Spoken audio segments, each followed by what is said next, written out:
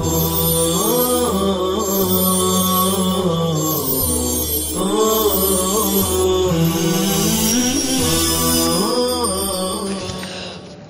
اللہ الرحمن الرحیم۔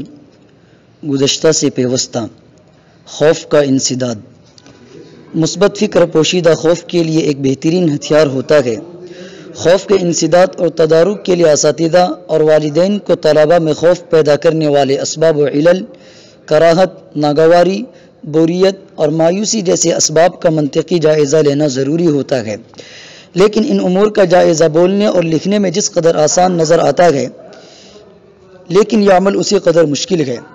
والدین اور اساتذہ صبر و تحمل سے طلباء میں خوف کو ابھارنے والے عناصر کا جائزہ لے کر ان کی زندگیوں کو خوشیوں اور کامیابی سے معمور کر سکتے ہیں۔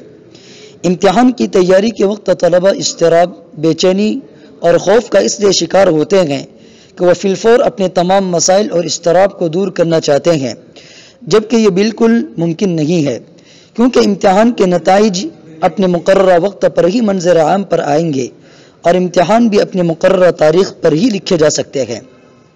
اس سے قبل یا بعد میں کسی بھی فکر اور اضطراب سے کچھ حاصل نہیں ہوگا۔ طلباء کو مکمل اور فوری نجات کی خواہش ہی خوف زدہ کر دیتی ہے۔ طلباء کو اس بات سے واقف کیا جائے کہ ان کے خوف کی اصل وجہ خود ان کا اپنی صلاحیتوں پر اعتماد نہ کرنا ہے۔ ایک پتنگا جب کسی کمرے میں داخل ہوتا ہے، واپسی کے تمام راستے واہ ہونے کے باوجود خوف اور بدحواسی کے عالم میں انسانوں، در و دیوار اور دیگر اشیاء سے ٹکراتا پھرتا ہے۔ خوف کی وجہ سے وہ اپنی سدھ و بدھ کھو دیتا ہے، جس کی وجہ سے اس کو کمرے سے نکلنے کا راستہ بھی دکھائی نہیں دیتا۔ اکثر مشکل حالات میں طلباء بھی اسی طرح کا رد عمل پیش کرتے ہیں۔ طلباء کو معلوم ہونا چاہیے کہ وہ ایک حقیر کیڑا نہیں بلکہ اشرف المخلوقات ہیں۔ پریشان کن حالات میں بھی اللہ نے انسانوں کو سوچنے اور سمجھنے کی صلاحیت سے نوازا ہے۔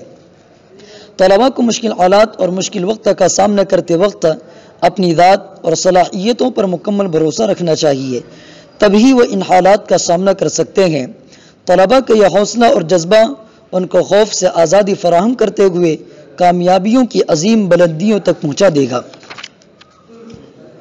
خوف سے مقابلہ کرنے میں جن عناصر کو اہم گردانا گیا ہے ان میں چوکسی، ویکفلنس، سخت محنت، ہارڈ ورک، اختراعیت، تخلیقیت، انوویشن اور مستقل مزاجی پرسسٹنس شامل ہے۔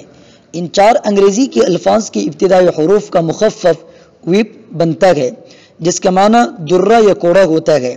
طلباء تب تک کامیاب نہیں ہو سکتے ہیں جب تک وہ خوف کو کوڑے مار مار کر 9-2-11 کی طرح نہ کر دیں۔ طلباء جن امور اور اشیاء سے بہت زیادہ خوف کھاتے ہوں اور جو ان کے لیے بے چینی اور اضطراب کا باعث ہوتے ہیں، انہیں تحریر کر لیں، پھر اسی طرح ترجیحاً ایک بعدیگر تمام امور کو ضبط تحریر میں لائیں۔ تیار کردہ فہرست پر نیچے سے عمل کریں، کیونکہ معمولی قضیوں کو سر انجام دینا آسان ہوتا ہے۔ اس طرح طلباء نقصان رسا خوف کا آسانی سے مقابلہ کرتے ہوئے اپنے اعتماد کو پروان چڑھا سکتے ہیں۔ مثلا بعض بچے اجنبی لوگوں، بھیڑ اور مجمع کے سامنے گفتگو کرنے یا تقریر کرنے میں تذبذب کا شکار رہتے ہیں۔ ایسی وجہ کو اوپر رکھیے اور بیجا نرم دلی یا بیجا جذبات سے آغاز کیجیے۔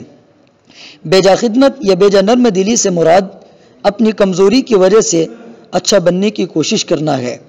ہر بات پر جی ہاں کرنا، یعنی جی حضوری سے کام لینا، جہاں نہ کہنا ہو وہاں بھی ہاں کہنا، خود کو تکلیف میں ڈال کر دوسروں کو آرام فراہم کرنا، دوسروں کا بیجا خیال کرتے ہوئے معاہدات یا ایسے دیگر دستاویزات پر دستخط کر دینا وغیرہ ایک کمزور شخصیت کی عکاسی کرتے ہیں۔